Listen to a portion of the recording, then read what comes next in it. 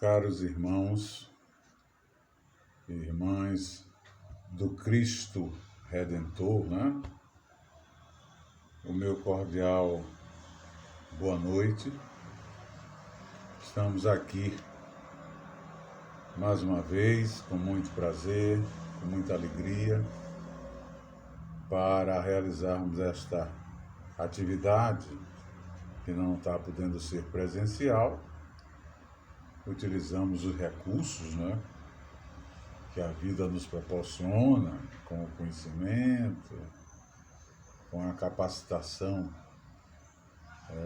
da inteligência. Então, está aí a rede, a internet, para nos proporcionar benefícios e não para ser utilizada para tanta degradação. Hoje nós estamos a falar sobre a visita da verdade. Um tema bem interessante para os momentos atuais, que envolve a todos nós na situação de caminhada da vida, né? Como andarilhos dessa travessia monumental que é a existência física. Essa temática está vinculada ao livro Jesus no Lar, que é de autoria do espírito Neio Lúcio, através da psicografia de Francisco Cândido Xavier. E nesta obra, o espírito Neio Lúcio, ele se comporta como um verdadeiro repórter sobre encontros do Cristo com Pedro na tarefa magnífica da prática do Evangelho no lar. O primeiro ato envolvendo o Evangelho no lar foi inaugurado por Jesus no lar de Simão Pedro. E a partir daí, Ney Lúcio então nos traz esses registros retirados das fontes fidedignas do mundo espiritual e nos apresenta um verdadeiro acervo de virtudes, de conhecimentos, de obras edificantes para todos nós.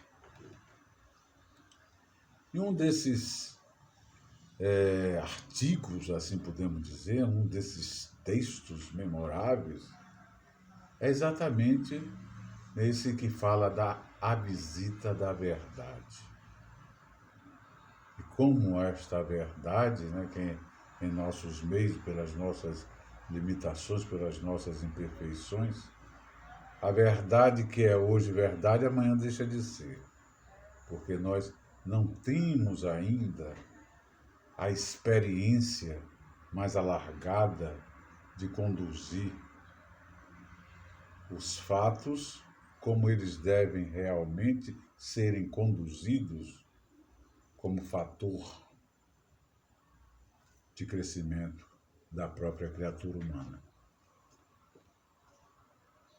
Então, esse encontro de Jesus com Pedro resulta em vários diálogos marcantes.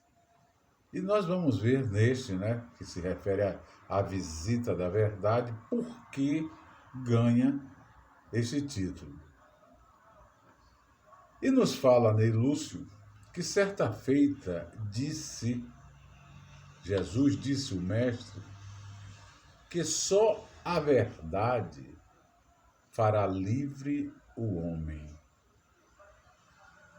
E talvez porque ele não pudesse aprender de imediato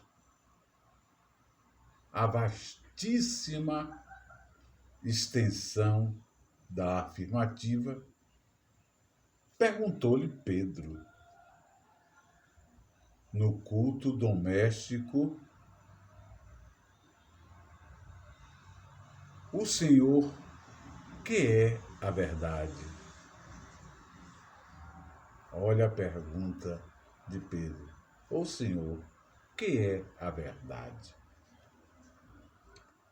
E Jesus vai lhe responder da seguinte maneira: fixou no rosto enigmático a expressão e respondeu: a verdade total é a luz divina total. Imagine você, a verdade total é a luz divina total. Entretanto, o homem ainda está longe de suportar. Imaginem, vamos refletir sobre isso, pessoal. Suportar-lhe a sublime fulguração. O que é fulguração? É algo que é bastante luminoso. É algo que entorpece a nossa capacidade de visualizar esse clarão tão intenso. E Jesus faz uma analogia com a verdade. Olha a expressão e a grandeza da verdade. Como ela deve ser buscada. Como ela é elucidativa, como ela é esclarecedora, como ela pode ser realmente o ponto de dirimir qualquer aspecto de dúvida pela sua clareza. Mas o que é que nós assistimos? Pouca verdade, né? Muita mentira. E assim a caminhada humana vai se permeando e ao mesmo tempo se comprometendo. Porque quando nós faltamos com a verdade, que a verdade é aquilo que deve ser apresentado nos seus parâmetros de como se desenrolou, de como aconteceu, de como deverá ser, não para o bem de um, de dois, mas para o bem de todos. Isso é verdade. E Jesus, então, nos apresenta, né, esta grandeza e com muita propriedade. E quando ele apresenta o valor máximo da verdade, que ele compara à verdade divina, né? E que nós estamos longe de atingir isso, devido às nossas limitações, é óbvio, ele nos proporciona aí o quê? Que a proporção, à medida que nós vamos o quê? Nos ajustando, nos corrigindo, nós chegaremos a este patamar, que só depende de nós. Ele aí já nos assegura um componente de fundamental importância na vida da criatura humana, que é a fé. A fé. E o que é fé, pessoal? Dentro do conceito de fé, nós precisamos separar fé de crença, viu? Crença é crença, fé é algo muito mais substancial do que uma simples crença. Que a fé, determinada fé, pode estar vinculada a crenças, sim. E nós vamos ver como isso se diferencia. Então, a fé é a confiança da criatura em seus destinos. Nós precisamos confiar nos nossos destinos a partir daquilo que nós desenvolvemos. É o sentimento que a eleva à infinita obediência. O que é sentimento? Sentimento não é mais nem menos do que o efeito das sensações que nós experimentamos, né, como resultado de uma emoção sofrida. E aí nós temos o quê? Depois da emoção, sempre um sentimento de alegria, né? Ah, a emoção foi tão grandiosa em ver algo de felicidade. E aí eu me sinto o quê? O sentimento de realização. Tudo bem. Tem aquela outra emoção, que é a emoção, perdi. Aí vem o quê? Um sentimento de perda. É um sentimento sempre o produto da sensação que experimentamos diante de um fato ocorrido e efetivado. E esse sentimento em relação à fé é o que eleva à infinita obediência, como quando eu tenho a fé dentro dos parâmetros desta confiança de conduzir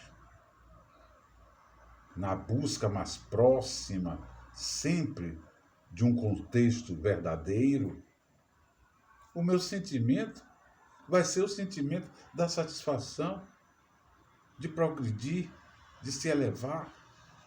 Então, é o sentimento que eleva à infinita obediência e passa a ser a certeza de estar no caminho que vai ter a verdade.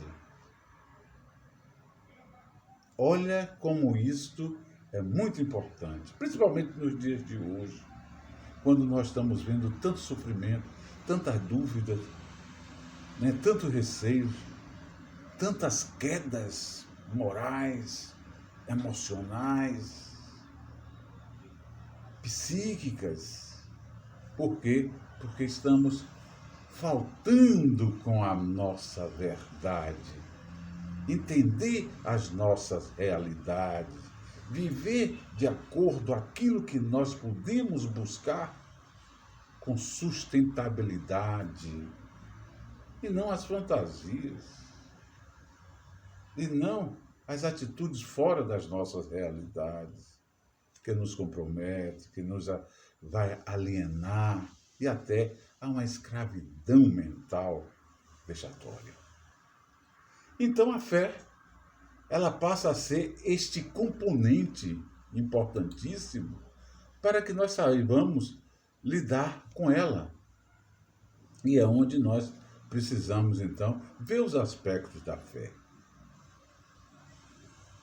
E esses aspectos passam pelos resultados produzidos pela fé, que vão determinar a qualidade da fé. A qualidade da fé já pode nos ir preparando, nos lapidando, para termos sempre as nossas verdades. Então, a fé, dentro desses aspectos, ela pode ser uma fé sem esclarecimento ou uma fé esclarecida. E o que é, Antônio, esta fé sem esclarecimento? O que é, Antônio, esta fé esclarecida?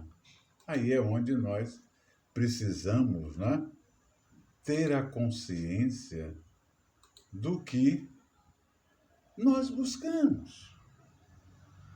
Nós buscamos. Então, a fé sem esclarecimento é como um farol. É como um farol, pessoal.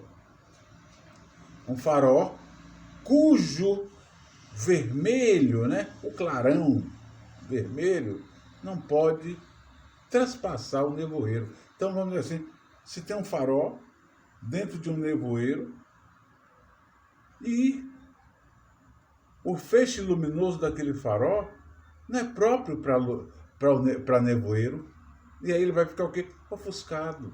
Assim é a nossa fé sem esclarecimento. É aquele farol vermelho cujo clarão não pode ultrapassar a densidade do nevoeiro.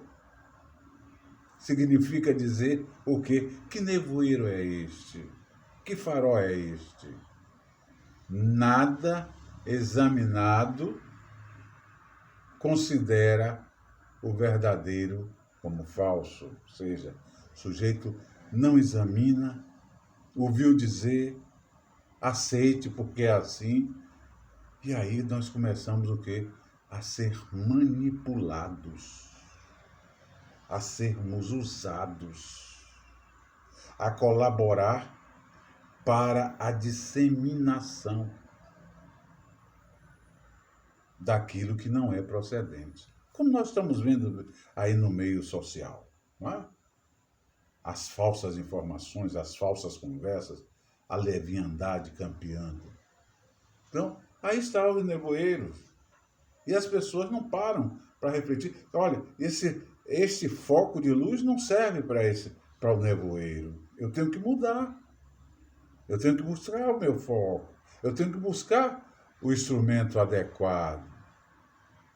E buscar esse instrumento adequado é a cada passo que assim o sujeito insiste em não adequar o seu equipamento, em não adequar as suas ideias para analisar, para avaliar a procedência do que lhe chega, ele, a cada passo, se choca com a evidência e a razão. Eis o grande problema da falta da verdade. A evidência dos fatos e a razão irá jogar por terra em determinado momento tudo aquilo que foi construído falsamente. É se construir uma casa em cima de bases inexistentes. Ao excesso, esta fé sem esclarecimento, ela produz o fanatismo, como nós estamos vendo. As atitudes precisam ser tomadas. Nós estamos palmilhando pelos erros, pela mentira, adquirindo as consequências por esses atos, e aí ficamos, oh meu Deus, me ajude. Eu não sei porque Deus não me ouve. Oh, estou esquecido por Deus. Esse Deus não existe. É assim. Por quê? Esquecemos que ao excesso da ignorância, né? E no caso aí o excesso dessa fé sem esclarecimento, vai produzir o fanatismo, fundamentado no erro, o que cedo ou tarde vai cair, vai desmoronar. E aí vem as decepções, né? E as decepções que trazem como um avalanche os danos nas mais variadas direções. O espírito Lacordaire, no Evangelho segundo o Espiritismo, no capítulo 7, que é o capítulo que fala bem-aventurados os pobres de espíritos, né? Pobres de espírito, porque pobre de espírito é o Evangelho do segundo Espiritismo nos trazendo quem são os pobres de espírito, porque deles é o reino dos céus, são os humildes e os simples, né? E Lacordaire, ele fala com muita propriedade: homens, por que vos, vejam vocês, por que vos queixais das calamidades que vós mesmos amontoaste sobre as vossas cabeças? Olha aí, a falta da verdade é um fator para amontoar calamidade em nossas cabeças. E aí ele acrescenta: abandonastes a divina doutrina do Cristo, a taça da iniquidade transbordou por todos os lados. É o que nós estamos fazendo quando nos afastamos da verdade. E ele diz, o mal-estar generalizou-se. Então, precisamos refletir, pessoal. E essa fé sem esclarecimento, ela é danosa, porque ela vai trazer alienação. Nós vamos esperar aquilo que não temos condição de ter. E vamos transferir para alguém o que nos cabe. E vamos sempre estar na vitimação. É onde entra a questão da fé esclarecida, né? Olha as características da fé. A fé sem esclarecimento, aí vem a fé esclarecida. É bem diferente. Quando nós buscamos, né, a fé esclarecida, ela passa a ser um foco elétrico que ilumina com brilhante luz a estrada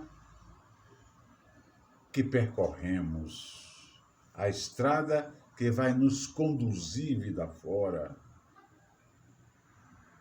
A fé esclarecida, ela é baseada na verdade. Essa é a grande razão. E se ela é baseada na verdade, garante o quê? O futuro. Então, se eu trabalho verdade, verdade vai me garantir. Verdade será me assegurada. E eu vou amanhã, verdade estará comigo. Nada tem a temer a fé esclarecida, nada. Porque eu não vou passar aquilo que não tem razão, que não tem fundamento, que não tem evidência. Não vou. Então, não vou temer.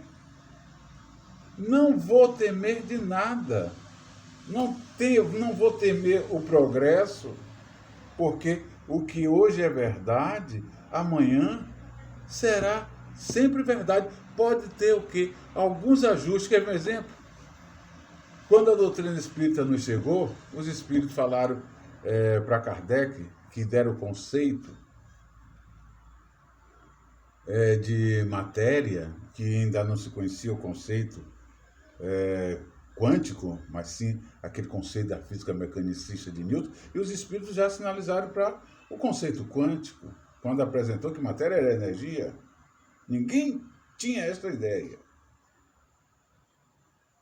E aí, Kardec vai trabalhar com esses enunciados, com o trabalho, e traz na formação da vida física o que? O princípio do fluido cósmico universal. Muito bem. E aí disse que todo corpo, ou seja, tudo que é matéria, procede do fluido cósmico universal.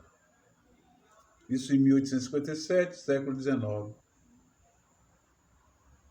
Hoje se utiliza fluido para efeito didático, explicativo àquela época. Mas, se eu digo fluido e energia, estou dizendo a mesma coisa ou não? Olha a verdade lá no século XIX, sendo a mesma nos dias de hoje, só dentro da adequação do momento em que o progresso avançou, em que ocorreu esse progresso, em que a ciência se alargou. Então, olha como funciona essa verdade que Jesus fala para Pedro, pessoal. E é isso que nós precisamos estar buscando. Então, nada temos a temer quando a fé é esclarecida, porque ela vai estar ao lado do progresso das ideias. Pela razão, destina-se a nos esclarecer sobre todas as coisas, né? Assim é a fé esclarecida, propiciando o discernimento e a compreensão. Pois a razão humana, como faculdade superior, é um reflexo, olha que afirmação, assim nos diz o mundo espiritual, é um reflexo da razão eterna. Já dizia Paulo, né? Sobre esta razão eterna, quando ele afirmava que o quê? É Deus em nós, essa razão eterna. Isso é muito grandioso, pessoal. Grandioso e nos remete a patamares monumentais. E a partir desta fé esclarecida é onde nós encontramos a fé espírita. Porque o que é a fé espírita? É o resultado da fé esclarecida. E como é, Antônio, por que você afirma que é o resultado da fé esclarecida? É simples. É simples. A fé esclarecida é aquela que nós já vimos todo vermelho, é aquela que está ao lado do progresso, avançando com o progresso, sendo esclarecedora a todo instante. A fé espírita é exatamente isso. E que chega a ser o ponto, se ela está ao lado do progresso, é aquela que enfrenta a verdade, face a face, em qualquer época da humanidade, tornando-se na fé inabalável. Aí está, pessoal. Olha a grandeza e a importância desta fé esclarecida. Eu acredito em Deus. Ótimo. Mas eu acredito em Deus, eu tenho fé em Deus, eu tenho fé em Deus que Ele ficamos divagando. Eu acredito em Deus. Quando me perguntam, eu digo, não acredito só não. Eu tenho certeza. E minha fé é aquela em que eu olho, reflito, e na grandeza daquilo, tudo que Deus me proporciona, eu alicerço a minha fé. E a fé espírita, ela nos chega, né, com esta qualidade de podermos, atingir a outros patamares pela fé, que é a esperança. A esperança é o resultado da fé esclarecida.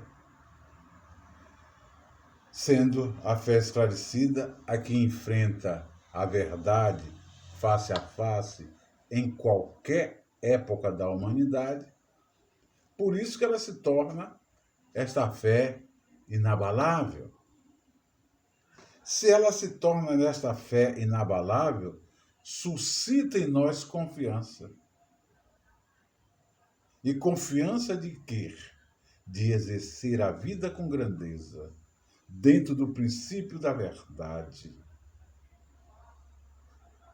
E quando assim palmilhamos, nós estaremos semeando virtudes, pessoal. Virtudes importantíssimas para o próprio desenvolvimento da vida e para o bem de todos. Virtudes que chegam através de manifestações como a caridade. A caridade é a virtude sustentada pela fé raciocinada. Eu sei o que eu estou fazendo. Eu vou fazer porque isto me leva a colaborar com o meu próximo no princípio maior.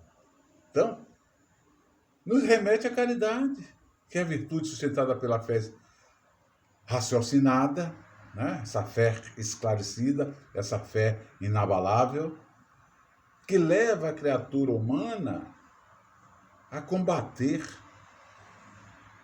as atitudes vindas do orgulho e do egoísmo. que quando nós exercitamos virtudes como a caridade, como a solidariedade, como o sentimento sincero, como outras virtudes, abnegação, devotamento, nós vamos estar combatendo os nossos péssimos hábitos, que são os nossos vícios, onde o orgulho e o egoísmo, eles começarão a passar ao largo.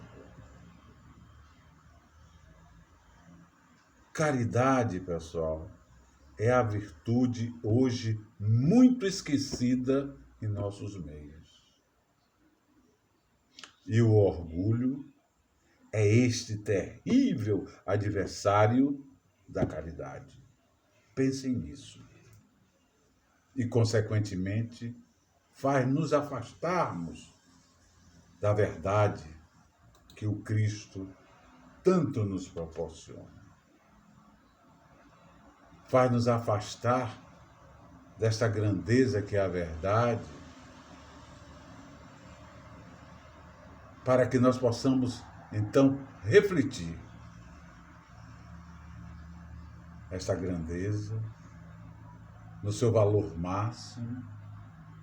E quando assim procedemos, nós constatamos que o indivíduo, orientado pelas luzes da fé, raciocinada, pela esperança e pela caridade, desenvolve o livre exame e a liberdade de pensamento que irão proporcionar consolações através da virtude e da grandeza da verdade. Pois tudo acontece sob a ação de uma lei superior, pessoal. Tudo. Uma folha não cai sem que uma lei se cumpra. De uma lei superior. E essa lei é uma lei de justiça e progresso, viu, pessoal? Confiante na imortalidade da alma, sabemos dos novos patamares evolutivos e com a oportunidade das corrigendas morais. Este é o grande mecanismo, o que resulta em consolações que os indiferentes e os céticos ignoram. Essas consolações dos indiferentes não estão aí. E aqueles que chegam a falar, não acreditam em nada, também estão aí. Só fazem o quê? Acumular e postergar a solução dos seus problemas. Neste mesmo tema apresentado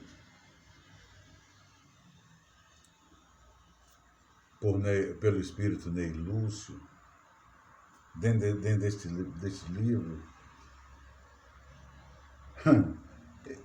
o próprio Ney Lúcio fala, né, em relação à visita da verdade. Ele mostra um outro diálogo de Jesus com Pedro, e que fala sobre a importância do lar. Nisso tudo, quando Jesus nos assegura que a paz do mundo começa sob as telhas que nos abrigam.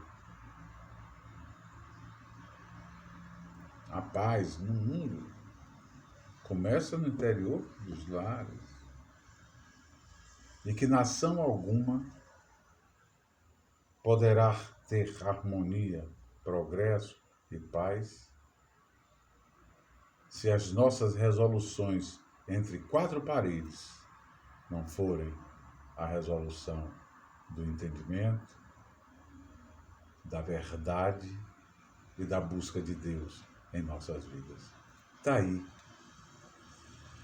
a mensagem desta bela passagem evangélica, deste belo trabalho do Espírito Ney Lúcio através da mediunidade de Francisco Cândido Xavier. Façamos as nossas apreciações, vamos refletir na busca das nossas melhorias e da implantação do progresso que necessitamos para a grandeza da vida. Foi um prazer muito grande estar com vocês e espero, com a permissão do alto, muito breve, estarmos presencialmente para que nós possamos nos cumprimentar e nos abraçarmos fraternalmente, né? Que ainda precisamos disso, mas aproveitemos o momento para refletirmos sobre a importância desse isolamento, né? Dessas medidas de afastamento e possamos aprender a valorizar a vida em comunidade, a vida de caminhada para nos ajudarmos diante de Deus. Que as bênçãos de Deus e que o amor do Cristo envolva a cada um, envolva a todos vocês. E um grande abraço fraternal e amigo, um abraço remoto, né? Um abraço internauta. Fiquem com Deus. Um grande abraço para todos.